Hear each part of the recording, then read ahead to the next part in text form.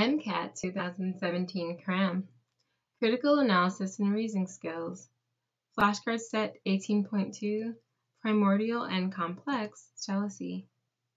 As you view the reading of the passage, you'll notice a few highlighted snippets of text. What I want you to do is garner meaning from these selections in order to answer the 3 reasoning beyond the text questions that follow. This is really straightforward if you do the reading, so good luck and happy reading. Paragraph 1. While the origins and possible function of jealousy have been debated, most theorists agree on one defining feature. It requires a social triangle, arising when an interloper, that's a person who becomes involved in a place or situation where they are not wanted or are considered not to belong, threatens an important relationship. A common assumption has been that the elicitation meaning gathering of requirements data, of jealousy involved and perhaps requires complex cognitive abilities, including appraisals about the meaning of the rival threat to oneself, example given, self-esteem, and to one's relationship. Paragraph 2. One possibility is that jealousy first evolved in the context of sibling-parent relationships, where dependent offspring compete for parental resources. An implication meaning the conclusion that can be drawn from something, although it is not explicitly stated, of this hypothesis is that jealousy may have a primordial or core form that can be triggered without complex cognition about the self or about the meaning of the social interaction. This primordial form of jealousy may be elicited by the relatively simple perception that an attachment figure or loved one's attention has been captured by a potential usurper, which suffices to elicit a motive to regain the loved one's attention and block the liaison. Primordial jealousy may serve as the building block for jealousy elicited by more complex cognitive processes. For example, in adult human relationships, the experience of jealousy is greatly impacted by additional appraisals about the meaning of the interaction. Example given, does this mean my mate will leave me? Am I unlovable? In both primordial and complex cases of jealousy, there is a motivation to restore the relationship and remove the usurper. However, in the later case, interpretations of the situation play a large role in the elicitation and experience of the emotion.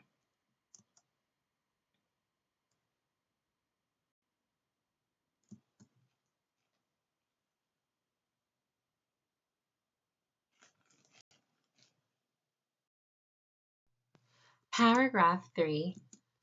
The theory that jealousy can take a primordial form finds its support from all the small but emerging body of research on human infant jealousy. Several studies have found that infants as young as 6 months of age show behaviors indicative of jealousy. For example, when their mothers interacted with what appeared to be another infant, but was actually a realistic-looking doll, the infants did not display the same behaviors as when their mothers attend to a book. Paragraph 4. The current experiment adapted a paradigm from human infant studies to examine jealousy in domestic dogs. The idea that dogs are capable of jealousy is congenial to the burgeoning body of research on animal social cognition that reveals that dogs have sophisticated social cognitive abilities. For example, dogs can use a variety of human communicative signals, such as pointing, gazing, to determine the location of hidden food are better at using social cues than chimpanzees show some sensitivity to reward inequity when a partner is rewarded and they are not, and appear aware of and actively attempt to manipulate the visual attention of their play partners. Paragraph 5. To evaluate dogs' jealous behaviors, 36 dogs were individually tested and videotaped while their owners ignored them and interacted with a series of 3 different objects. In the jealousy condition, the owner treated a stuffed dog, which briefly barked and wagged its tail as if it was a real dog. For example, petting and talking sweetly.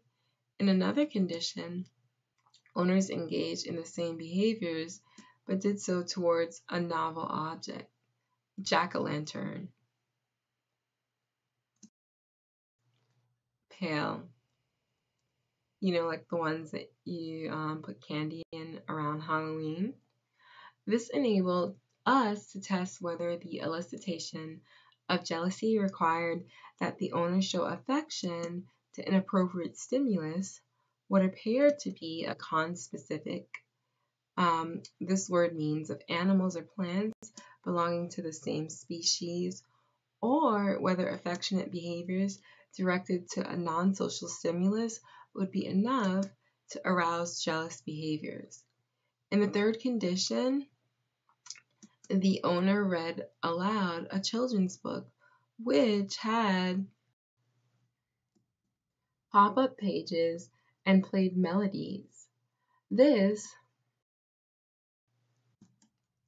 condition allowed us to test whether dogs' behaviors in the other conditions were indicative of jealousy per se, arising over the loss of affection and attention towards an interloper, or more general negative affect meaning emotions, due to the loss of the owner's attention. As discussed earlier, the proposed function of jealousy is to break up a potentially threatening liaison and protect the primary relationship. This motivates several types of behaviors, including approach actions, such as attempts to get physically or psychologically between the attachment and the interloper, attending to, that means deal with, the threatening interaction, seeking attention from the attachment figure, as well as indicators of negative emotions such as aggression, particularly towards the interloper. Across social species, we would expect to see similar types of behaviors that serve the function of this motivational state. Okay, that's it. That wasn't so bad.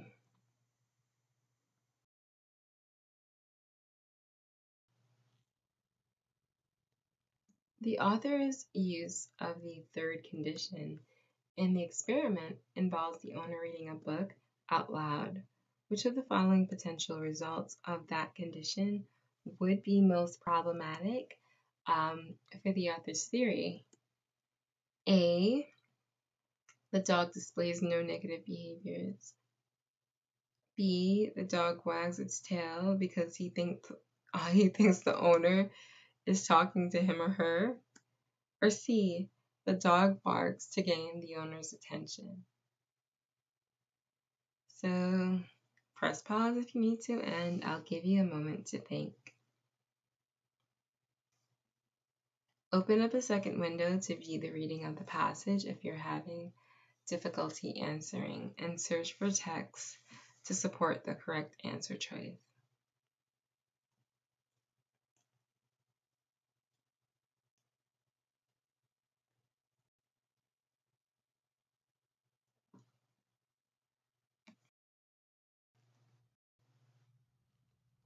This question can seem a little tricky, but it's not that bad.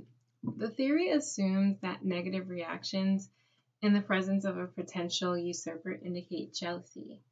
Thus, the prediction is based on the idea that the dog experiences jealousy, and the dog will not show negative behaviors in the third condition, which is the book. Okay, so this assumption is made. This is not going to be problematic because that's already established. So if the owner is reading a book and the owner is merely reading out loud and not directing their attention to a potential usurper, there should be no problems and no negative behaviors. If the dog acts positively and interprets the reader as talking to him or her, then this is neutral or irrelevant because the theory is only about reactions to not getting desired attention from the owner. Okay, so this is not a problem.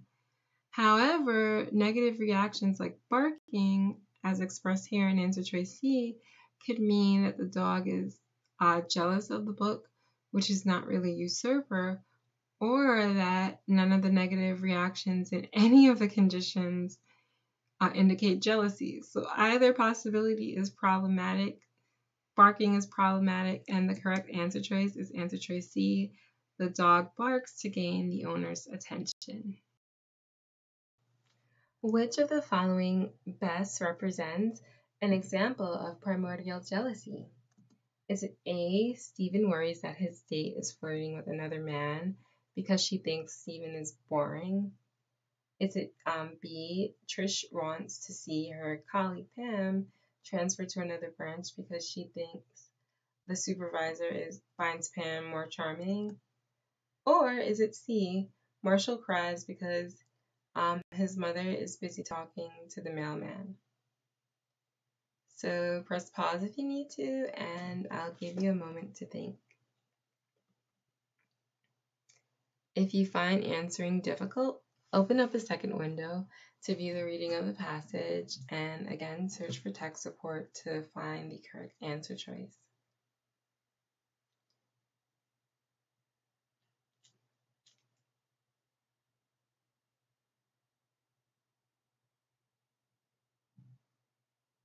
All right. Okay, so I think most people can get this, but in case you can't, let's think about primordial versus complex jealousy. The author describes complex jealousy as an emotion that is, quote, greatly impacted by additional appraisals about the meaning of the interaction. For example, does this mean my mate will leave me? Am I unlovable? Okay, this is all mentioned in paragraph 2. Complex jealousy involves a more sophisticated evaluation of oneself in light of a social interaction between a quote and quote, not a quote, a quote attachment figure or loved one and a third party. Okay, so Stephen thinks of himself as less charming and boring because of his date's interaction with another man. Trish thinks of herself also as less charming due to her supervisor's interaction with her colleague Pam. Both of these options are examples of complex jealousy. Okay, so they're wrong. And that means by default that answer choice C is the correct answer choice.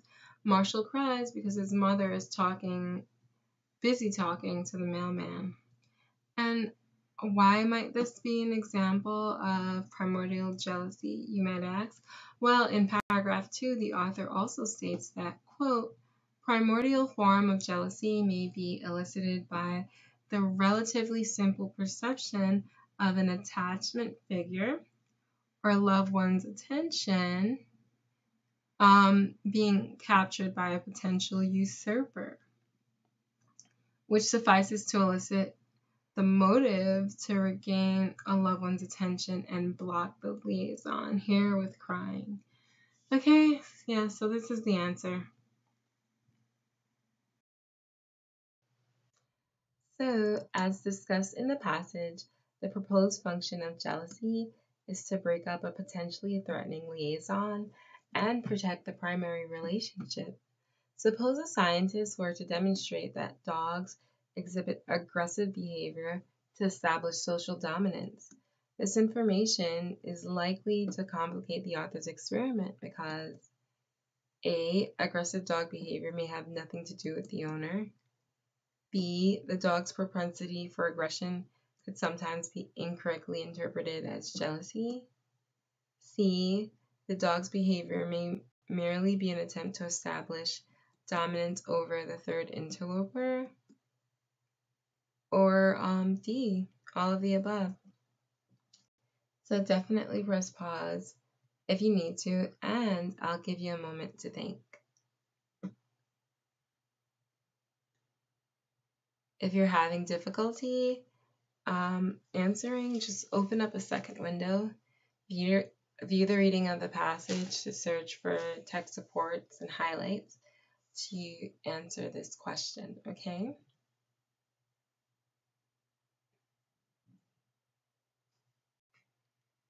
All right.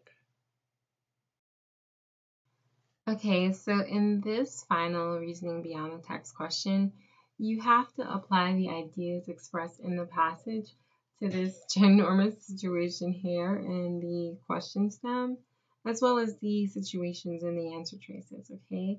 And then you have to understand how the assumptions underlying the article, and, assess how the new information given here in the question stem and the answer choices may shift the central thesis. All right, so let's first examine answer choice A. If dogs behave aggressively as a display of social dominance, their aggression may have little to do with their dog owner and more to do with their sense of hierarchy. So this could be true. And remember that jealousy is defined in paragraph 1 as when an interloper threatens a relationship.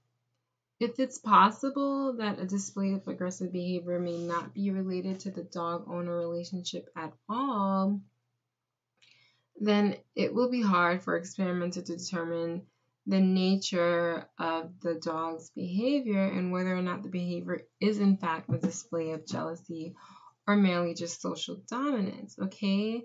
So even if there is an element of jealousy, it may be hard to determine when a dog is feeling jealous because of the relationship with the owner and when a dog is just merely exhibiting aggressive behavior. So this is a possibility also.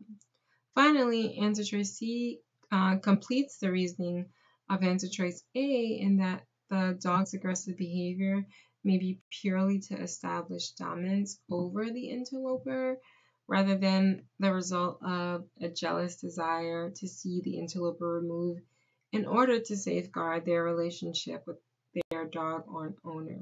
So all 3 pieces of new information would cause complications. Therefore, the correct answer is answer choice D, all of the above. All right.